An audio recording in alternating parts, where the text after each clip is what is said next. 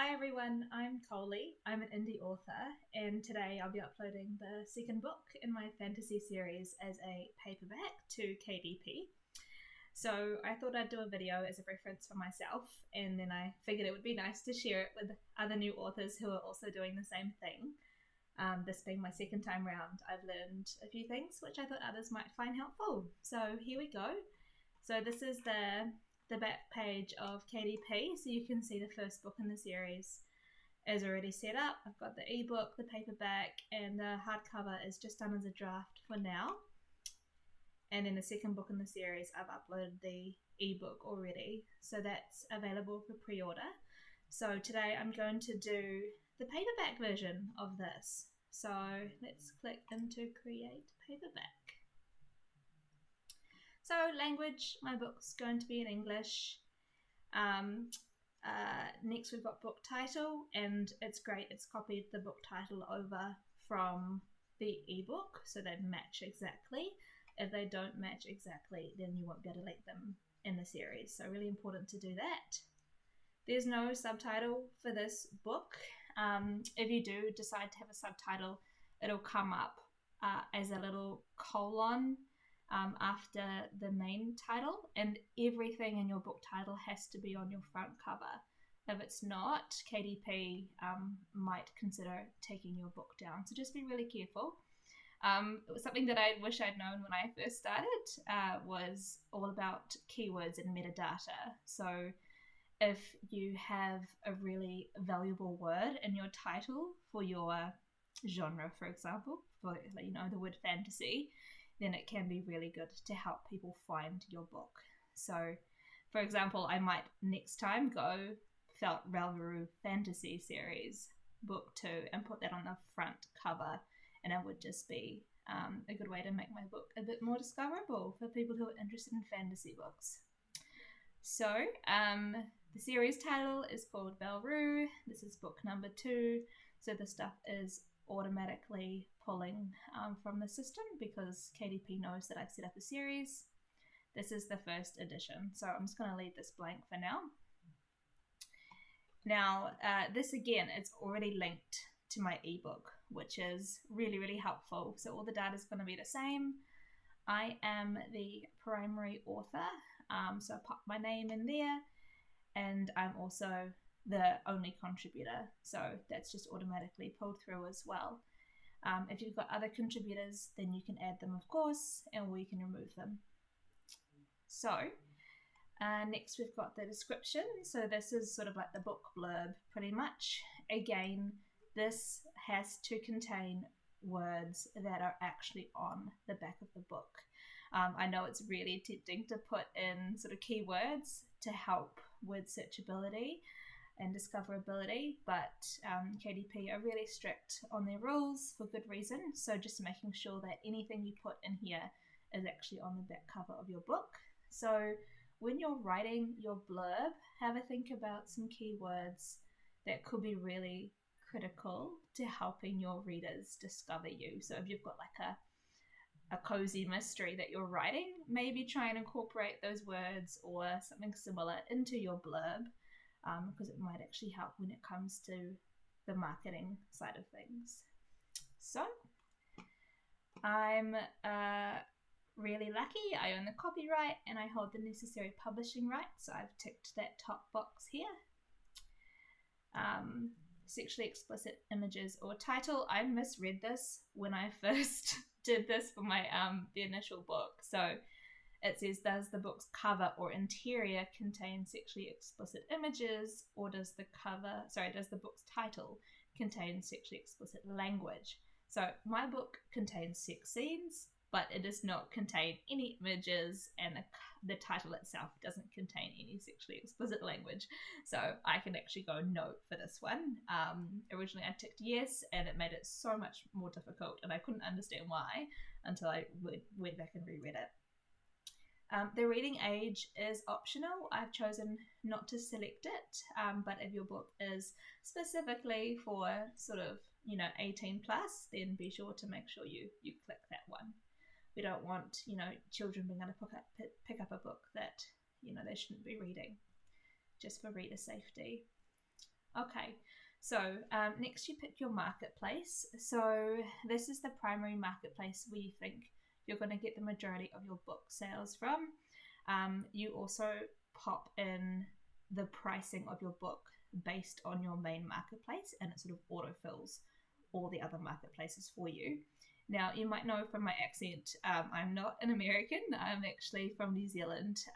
So I considered doing Amazon.com.au as my main marketplace, but I had a dig on Reddit and had a chat to a couple of other authors, and they all agreed that Amazon.com is the biggest market, and it does make it just much easier for quite a few other back end things that you're working on to have this as the main marketplace, and then just adjust whatever else you need to adjust depending on the marketplace that your book sales are coming from. So yeah, I always tick Amazon.com, but there obviously are lots of other Amazon options there. So next we have our categories. So this is what category your book fits into. So mine is really easy to pick. It's a fantasy, so it comes under science fiction and fantasy, and then we go fantasy again, and then you've got all these options here. So I have picked a bit of a variety from book one, just to sort of give myself a bit more breadth across where it would sit, just in case someone's like looking into coming of age. But it's also kind of a dark fantasy, and it could be considered an epic fantasy because the books are quite long and they sort of fit in that category, but then it's got sword and sorcery, so I really struggled to categorize my books.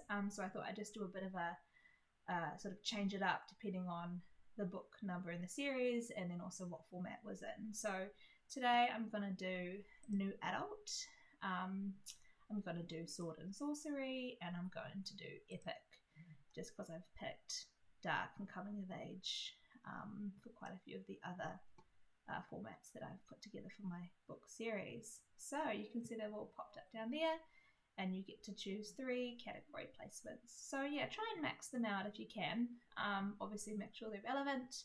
If they're not relevant, then it doesn't really help people find your book. So I'll save those categories. Now, does your book classify as any of these types? A low content book? No, it's not a journal, a notebook, a planner, or anything similar. And it's not a large print book either. My font size is 10.5, so definitely not going to be a large print book. So I'm just going to leave those unticked. Now, keywords. I am not necessarily sure if these are good keywords or bad keywords, so I've done a little bit of research on like Kindlepreneur and had a look at some other authors and bloggers and had some advice from them as well to help with your marketing and your book discoverability. So pretty much these are the words that your readers would type into Amazon when they're looking for something in particular to read. So for example, they might be like, oh, I want a supervillain protagonist in a fantasy book. So that's sort of why I've chosen those words. But I think a really good idea, if you're not sure what to do with the keywords, actually just go to this page here. So this is the advice from KDP itself around sort of best practices, words to avoid, useful keyword types. So as you can see, there's like character role, strong female lead I've got in there, plot themes as well, so coming of age. All these can be really helpful to give a sort of a broader scope. So depending on what your readers type in, you might have a better chance of being discovered. So there's a little bit of a trick to it as well. So if you put in something super, super generic, like you put in the word horror for a horror book, then there's going to be so many other books that have horror as one or part of their keywords. So whilst it might be really accurate, it's actually going to be competing with thousands, if not millions, of other books. So it's good to try and find something that's a little bit more specific, not so specific that no one is searching it, but a little bit more specific so that it actually narrows down to your book really, really nicely. There are a few rules around not putting anything misleading in. So, for example, you might be tempted to do like, oh, books that people who enjoy Brandon Sanderson might like. Unfortunately, using the word Brandon Sanderson can be misleading, and so it sort of affects the Amazon reader experience, and so you could get in trouble with KDP. So make sure that the words that you use are specific to your book. They meet all the guidelines. They're not repetitions of the title of your book or any of the metadata. I wasn't sure even if the word fantasy was entirely necessary or if it was just a wasted keyword, but when I actually search with fantasy specifically, it narrows down the genre really, really well, particularly if someone's just searching in the general box at the top of the Amazon book search. So I have included it. I'm not sure whether or not that's sort of best practice, but it seems to sort of narrow things down nicely to that genre. So have a play around. You can adjust the keywords after if you feel that they're not working for you. So don't worry too much about them. I stressed about them a lot when I first started. You can play around and experiment. So don't worry too much about these. So the publication date and the release date are the same for my book because it has not been previously published. So I'm going to tick that upper one there. And then choose when to make your book available on Amazon. So I don't quite want to release my book just yet. It's due for the 7th of October to be released. So I'm going to schedule my book's release. It's coming out on the 7th of October. And this is just giving me a bit of a heads up. It takes some time for the files to then be put through the KDP system and then get approved and then finally get released. So they do say make sure everything, your final files are all in place by the 1st of October. So the file I'm going to upload is one that I have sent to ARC readers. So if ARC readers come back and say, hey, Coley, I found a spelling mistake, be sure to fix it before you publish, then I can go ahead, fix the spelling mistake, and then re-upload the file before the 1st of October. And that brand new file is what people are going to receive on the 7th when the book is actually released. Cool, all right, so let's go save and continue. Sweet, so we're now up to content. So with your ISBN, you can get a free KDP ISBN. Be aware that you can only use this ISBN on KDP. You cannot use it on Ingram Spark or D2D Digital or any of the other publishing platforms. So guys, I really strongly recommend you add your own ISBN. And you can normally just contact, in New Zealand, you contact the National Library and you get literally like 10 for free. So please don't go paying for them if you live in New Zealand. Overseas, I've heard you do have to pay a small fee.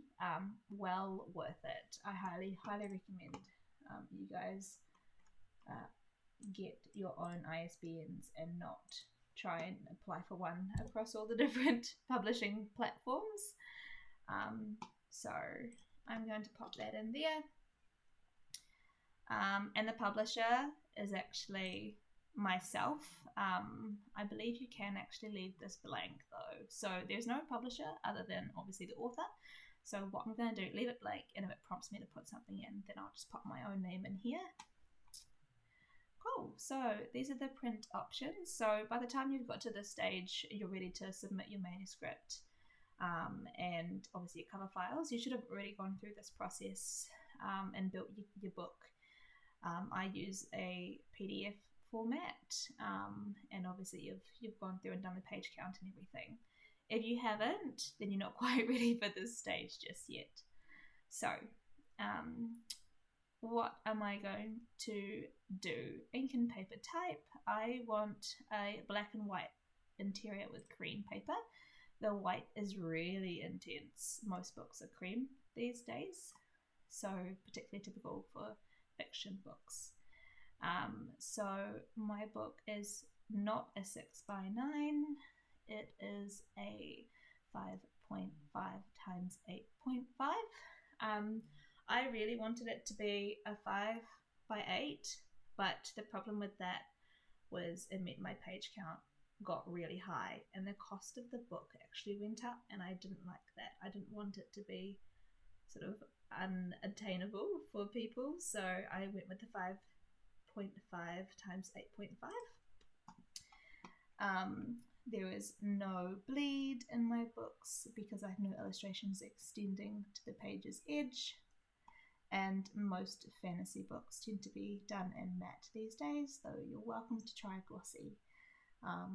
It's just really a matter of preference. So maybe if you're really unsure, maybe you can order a proof book, one of matte, one of glossy. The proof books for KDP are pretty cheap. So if you're really, really not sure, then I do recommend trying that. So here we go. Another little reminder about when you can upload it by.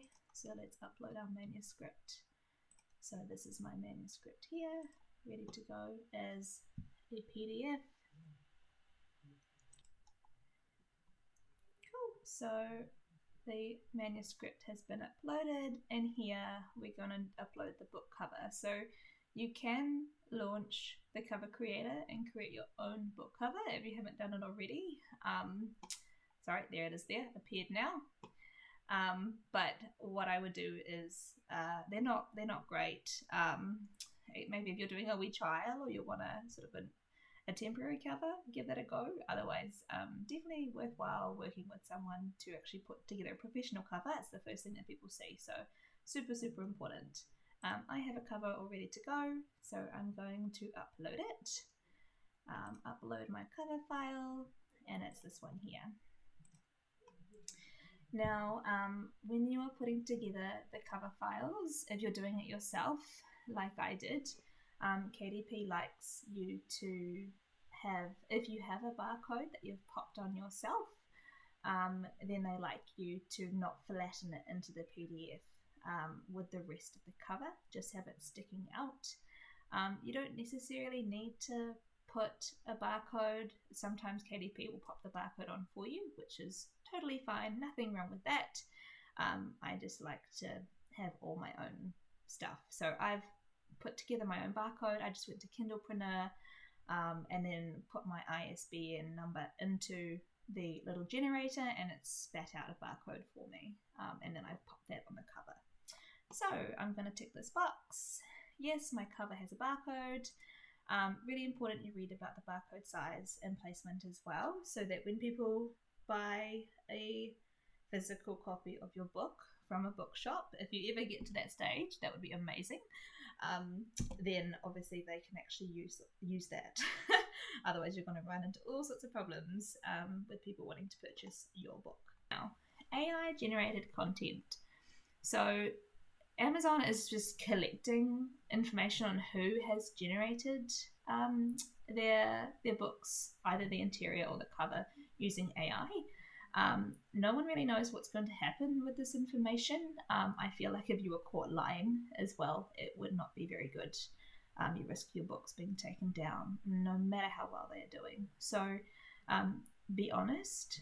I didn't really want to use AI because I worried that we are taking away from creativity, and also I've got a lot of friends who are artists and I really love what they do.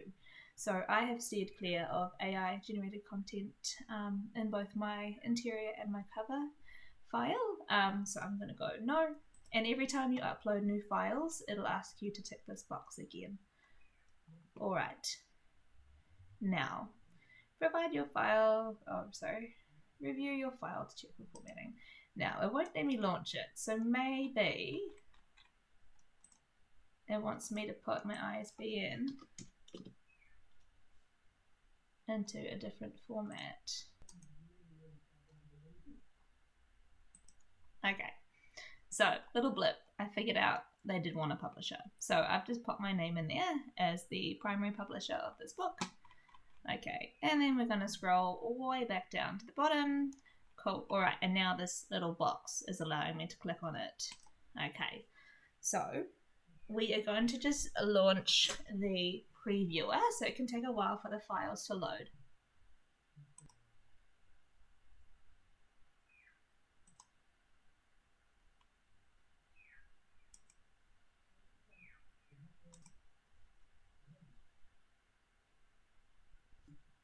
Just as a quick note, I used a combination of Canva and GIMP, which is a really funny name, but it's like a free image adjustment software, and I found it really hard to use, but great for some fiddly things like designing a symbol and making this sort of writing gold.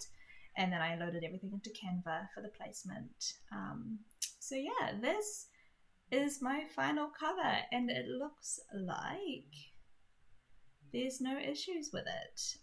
If there are issues with it, it pops up on the left here, and it's bright red, and it tells you that there's something wrong. Sometimes it's really clear what the issue is, sometimes it's not. So it can be really, really helpful just to have a look through and follow sort of the help articles and things like that as well. So everything looks like it's nicely centered. I did use the template that KDP spat out for me, and obviously it made it way easier than the first time I did it, which was awesome. I also used the barcode placement. As you can see, this is my sort of placeholder there as well that I mentioned earlier, and it's the ISBN number that I loaded in. And I can use this ISBN across all the different distribution platforms as well. So what you can do from this point, you can download a PDF proof to have a look over at the interior files. The one issue I tended to have with the interior file from the first book was the italics. So it wants you to obviously place the words a certain distance from the edge of the page, and then particularly from the gutter, which is like the space in the middle. If they're too close to the gutter, or the gutter is too sort of narrow, then you sort of lose the word in the middle of the book, and your readers can't actually read it. And I found that the suggestions that KDP spat out for me for the gutter was still way too narrow. Even when I went to submit it, they did not, it didn't accept it. So if you have italics in your book, then you might need a much, much wider gutter than you anticipate. So just keep moving it out. I moved mine out by like sort of a couple of millimeters at a time, which tended to work really well.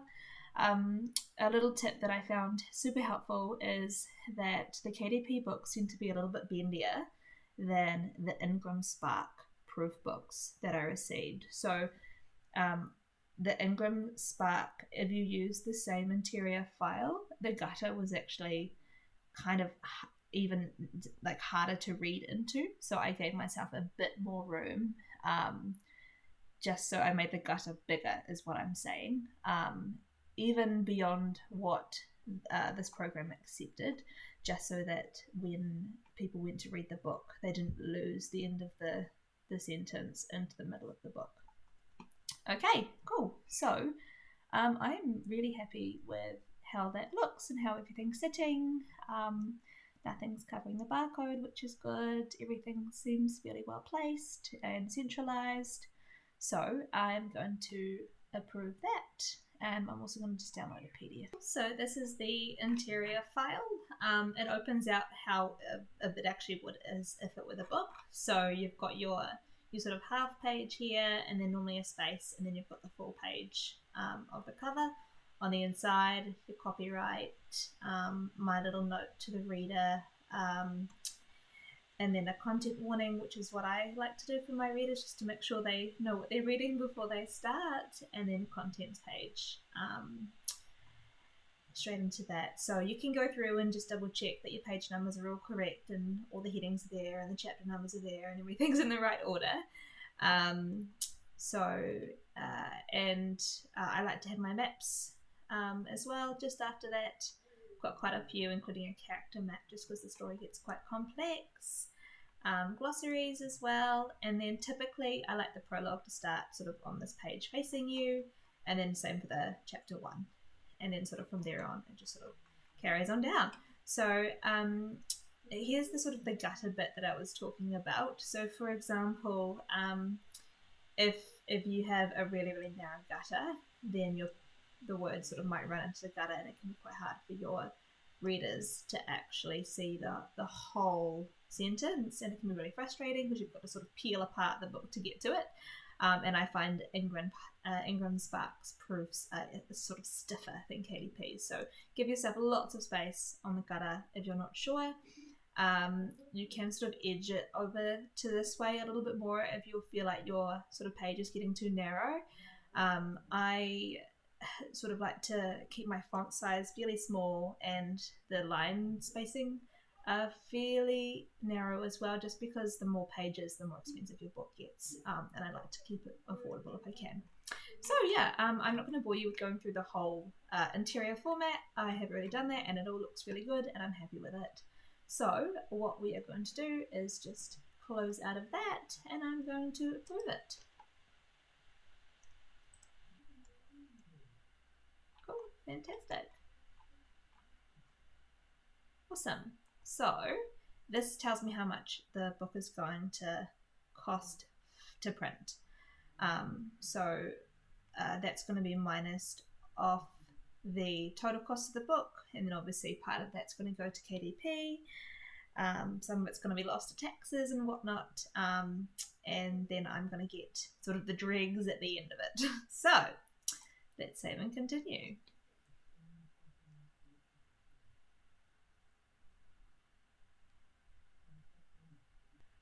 Next we've got the paperback rights and pricing. So again, all of the stuff sort of can be adjusted, particularly the pricing. So don't stress out too much if you're not entirely sure, if you want to sort of play around with it.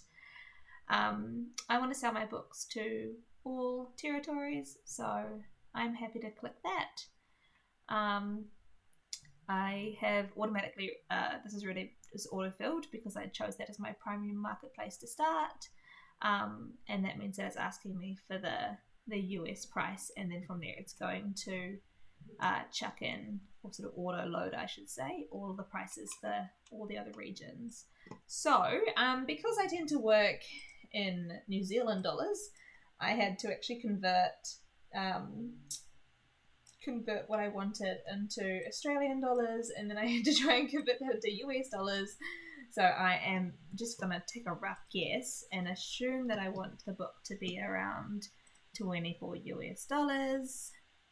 Okay, so let's just double check that I'm sort of on the right page, and that's what I was hoping it just to be just about sort of $35 or so from an Australian marketing perspective. So what I've been told is if you're going to use something like Ingram Spark, you don't want to tick this expanded distribution, because this is going to stick the copy of the book across lots and lots and lots of different distributors as well. And then if you also put it into Ingram Spark, I think you end up with double books and competing ISBNs and all sorts of things. So just load it to Amazon, to KDP, and then I do the distribution for the paperback and the hardback. For every other platform, I do that through Ingram Spark. Cool.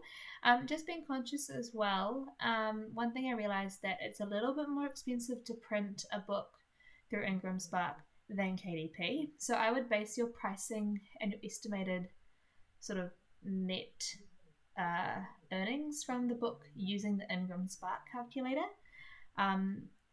They also have in their contracts, they have to be price matched across the different platforms. So I know some people sort of try and do a cheaper price through KDP as opposed to Ingram Spark, but I would advise you not to do that, just in case you risk your book being taken down. So I tend to copy and paste all of these prices, and then I make sure they're matched when I load my book into Ingram Spark as well. Okay, cool. So let's just quickly whiz through this, make sure everything is looking good, and then we can get on to the next stage. So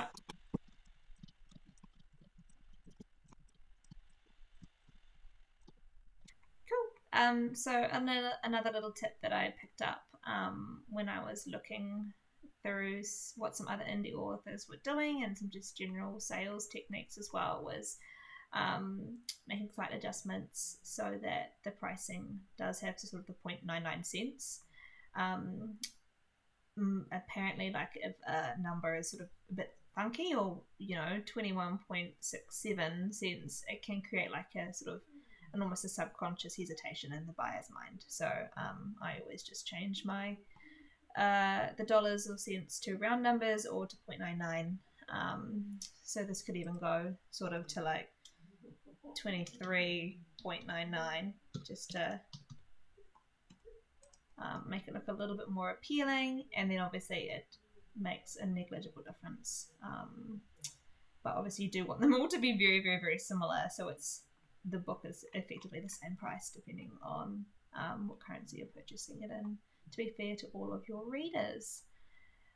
Okay, and then down the side here you can see how much your royalty is going to be at the other end. So I have no idea what these numbers all mean. This is the one that I pay the most attention to, just because it's the most similar to New Zealand dollars. So that's considering the book is effectively 35 Australian bucks, $38.50 for obviously the customer buying it with GST included. I'm only going to make $4.63 minus tax. So yeah, not, you don't get into self-publishing to make lots and lots of money. You get into it for the pleasure and the fun of it. So yeah, that's okay. All right, so I'm not quite ready to publish my book. I'm going to save it as a draft because first of all, I want to actually print a proof. So the proof, I'm really leaving this late, considering I've got about 2 weeks until the 7th of October, which is the ideal release date, but really important to make sure that you're happy with your book, the physical version of it, before you release it. So I'm going to request a proof. So what it does is you set it up from the marketplace where you actually live, so that you don't spend $1,000 in shipping trying to get it to you. So the shipping cost, I think for the proof book for me from Australia to New Zealand is like $3, which is really, really nice. So total cost, there you go, excluding shipping and taxes, it's going to be about 16.37 Aussie dollars. So maybe like sort of 19 New Zealand dollars for me to buy this book myself and just have a look. So definitely well worth it. I'm only going to order one. I don't need any more than that. And then I'm going to submit the proof request. And that pretty much goes through a little sort of processing system of process, I should say. And then it's going to appear in my account for KDP, in which case I buy it and then ship it to myself. Cool. Confirm proof request. Something that I got really unstuck on the first time I did that was I had both my personal account and then I had my author account, and I was opening it with my personal account and was getting really frustrated because I couldn't see it. So just make sure you're actually logged into the right account before you go emailing KDP customer service. Cool, fantastic. So once the proof has arrived, then I can press this button here if I'm happy with everything. I might sit on these prices for a bit, double check that they're all correct and fair, and yeah, just make sure I copy them and load them over into Ingram Spark as well. Okay, so yeah, I hope you guys found that helpful. If you have any questions, pop them in the comments. I really hope that you guys do well with your books, and all the best for your self-publishing. Thanks.